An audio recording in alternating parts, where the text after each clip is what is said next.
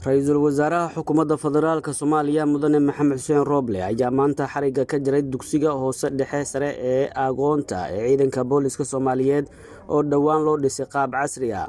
Agoonta Booliska Soomaaliyeed ee ay ka dhinteen askartii naftooda u huray qaranka Soomaaliyeed ayaa horey waxa ay wax ugu baran jireen dhismo ka samaysan jiingad oo waxyeello u geysanaysay xilliyada qaar.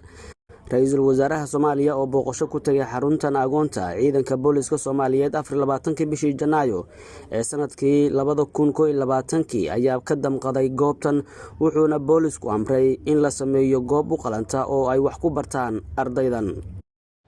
marka hore waxaan rabaa Allah subhanahu wa ta'ala inaan waalidiintii darteen ugu naf waayay inay nafaheena iyo nafteena ay difaacaan oo dhalay carruurtan maanta aan halkan ku hayno. Ilaahay naxariis janno hasiyo Allah subhanahu wa ta'ala awoodaas kale. runtii la'aantood maanta anaga halkan ma joognan sababta ay u dhinteen oo loo beegsaday waa darteen. haddaan anaga meelahaas ay ku dhimanayaan anaga joogin maanta ma aysan dhinteen. marka carruurta waxaan leeyahay aabayaashiin iyo waalidiintiin waa idin joogaan, waa dadka halkan fadhiya.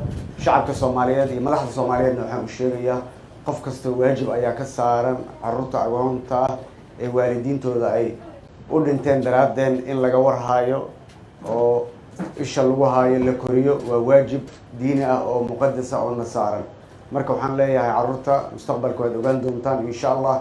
idinkana wadadaas oo kale inaad waalid u noqotaan ayaa rajeynaya markaad weynaataan, markaan annagana booskaas ka baxno. marka taas waxaan leeyahay waxaan u mahadcelinayaa dadkii dhammaan ka qayb qaatay dhisida iskuulkan waxbarashada ah. wasiirka waxbarashada oo ballan qaaday inuu wax ku sii darana waa uga mahadcelinayaa.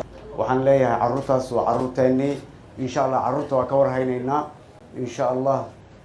ilaahayna qalbigeena kama saaro, mar kastana waa ka warhaynay, haddana waa ka warhaynaynaa. intiina kalena iyo shacabka Soomaaliyeedna waxaan leeyahay ha loo soo gurmado carruurta agoonta ah ee meel kasta ay joogaan. ay ugu horeyso xaruntan booliska, agoonta booliska ha loo soo gurmado, gacanta ha lagu hayo. waa carruurteennii, waa ubadkeennii insha Allah. iskuulkan dugsiga hoose dhexe ee General Maxamed Abshirna waxaan leeyahay in qaybo kale lagu sii daro secondary ayaan rajeynayaa sida ugu dhaqsiyaha badan. Warsan TV Muqdisho.